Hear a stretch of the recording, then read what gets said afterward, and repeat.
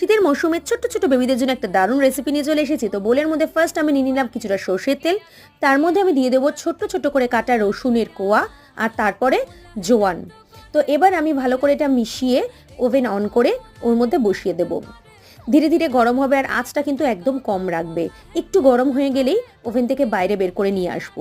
নিয়ে এসে আমি এর মধ্যে অ্যাড করব ধীরে ধীরে রসুনের কোয়া। কখনোই ওভেনে বসিয়ে রসুনের কোয়া অ্যাড করবে না। দেখো কি সুন্দর একদম ফুটছে। এরপরে আমি এর মধ্যে অ্যাড করে দেবো কিছু দানা মেথির। এবার এগুলো খুব ভালো করে যখন গরম হয়ে যাবে, আবার আমি ওভেনের মধ্যে বসিয়ে দেব, যাতে করে এটা আরেকটু ফুটে যায়। ফুটে গেলে দারুণ একটা স্মেল দেবে এবং কালারগুলো অনেকটা ব্ল্যাক ব্ল্যাক হয়ে যাবে। তখন তোমরা নামিয়ে এটাকে ঢেকে রেখে দেবে। প্রতি রাত্রে বেবিদের ভালো করে মালিশ করে তারপরে জামাকাপড় পরিয়ে ঘুম পাড়াবে। দেখবে বুকে ঠান্ডা লাগবে না, কফ জমার যে প্রবলেম থাকে, ইভেন বড়রাও কিন্তু ইউজ করতে পারবে। কেমন লাগলো অবশ্যই জানিও। টাটা বন্ধুরা।